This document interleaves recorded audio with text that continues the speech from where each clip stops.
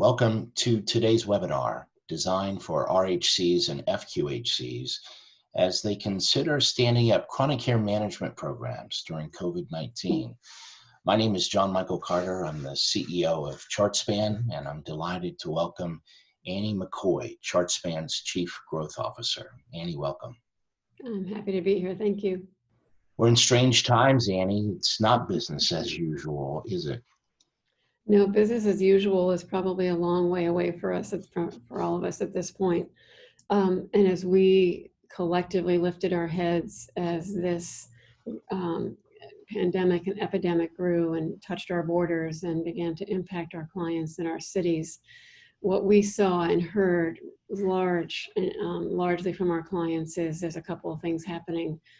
We read about it, we see it on the news, but we also hear it directly from our clients and our partners, that the most vulnerable patients in our healthcare system are now asked to stay at home. And they're staying at home because they're at risk. And what that does is it puts them at a further distance from the providers that need to manage their care. Another dynamic, probably an offshoot of the first, is that calls into our physician practices are on the rise.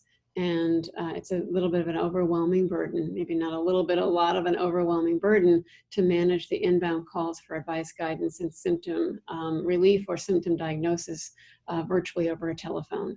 And I think while our patients always come first, the quality of care and the impact that we have on their lives is the most pressing thing we and our clients think about all the time. What's really getting some steam behind it is the fact that our waiting rooms are empty. Our usual E&M visits have vanished. And what that means at the end of the day is that the bottom line for our clients, our physician practitioners who need to be at the center of that care model, are having a really devastating time. Today's discussion is really focused on RHCs and FQHCs, and we know they're getting hit really hard with the diminished E&M encounters.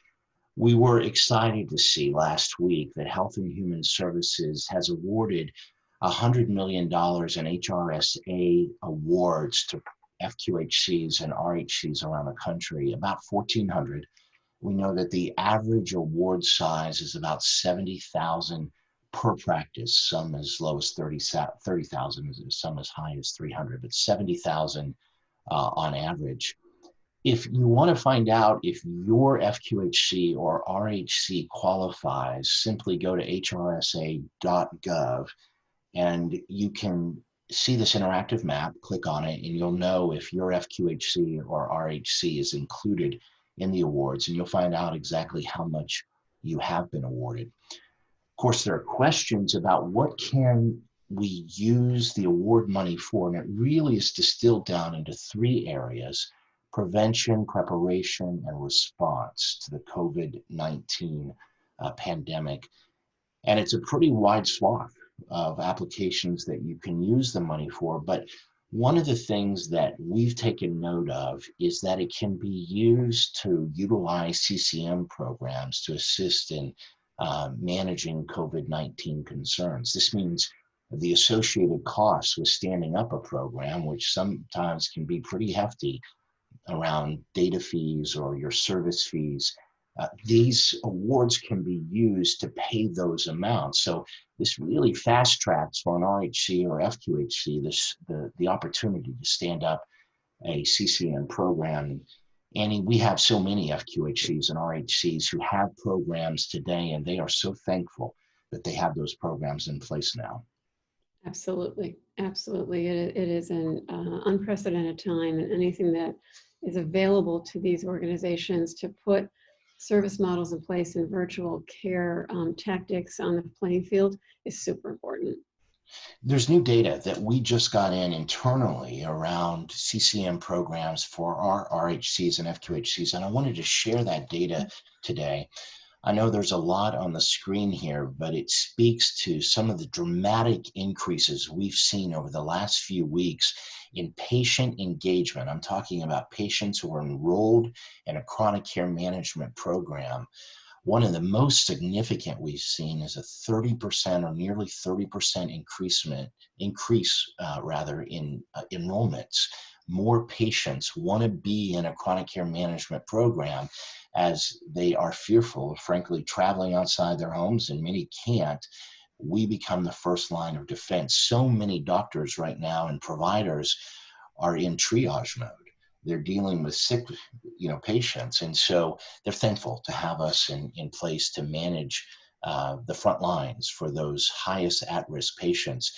Two pieces of data that I think are really compelling. 3 out of 4 phone calls that we get right now, we're tackling COVID-19 subject matter with those patients. It may be us running through our clinical protocols to see if the patient in fact needs medical attention. It may be to explain to patients that there are scammers out there trying to get their Medicare ID information by claiming to have at-home tests that can be sent to them, which certainly is not true.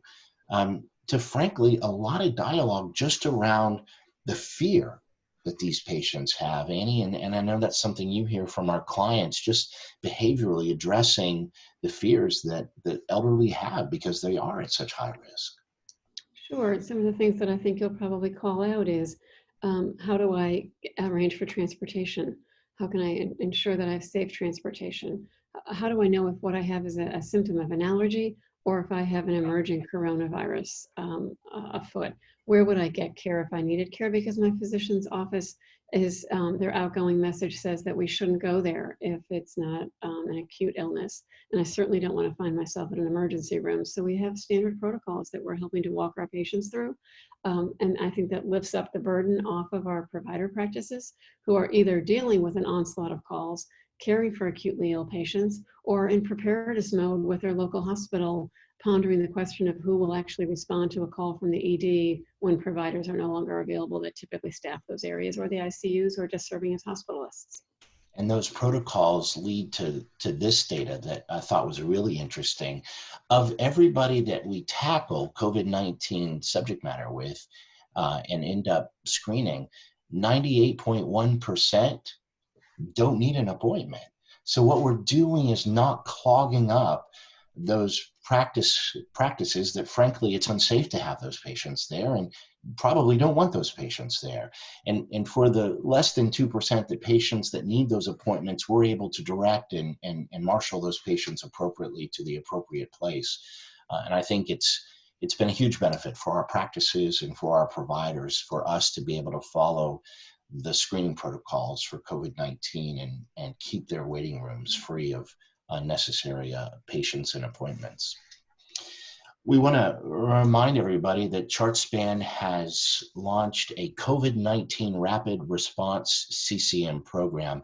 Annie, this was a lot of you and your team's idea about how we could remove the obstacles, because often there are many obstacles to getting a program stood up. Could you just briefly walk through this and why we're making a commitment to FQHCs and RHCs to stand up a program in 24 hours? Absolutely, because the time is now and never a more important time for all the reasons that we've just talked about. Our commitment to the industry and to these specialty type providers in particular is, as you said, take the barriers out of the way. No consideration around what your term of your agreement would be with us. Let's get the program up and deal with those technicalities and practicalities later. So a month-to-month agreement available.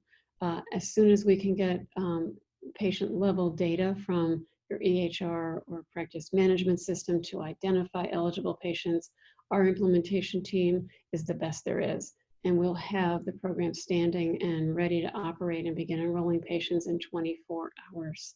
In addition, our delivery team, our client success leaders have pivoted what is typically a day on site in your practice, helping to educate and enfranchise your larger delivery team, all of those clinician and non-clinician providers, and how to be effective in launching the program. We're doing all that virtually. So that entire team has pivoted and remodeled the way that they work with you so that they can do so without having to be physically present, and they'll put all of our tools online for you as well. It's so important. We know how patients benefit from the program. We're seeing huge increases in patient engagement because of the program. But let's be very candid. At a moment where you're getting pinched on cash flow, a CCM program provides a predictable cash flow for practices that truly need it right now. We want to encourage anybody that wants to know more information to reach out to their regional vice president or send us an email at info@chartspan.com. Annie, thanks for joining us today. It's been my pleasure. Thank you.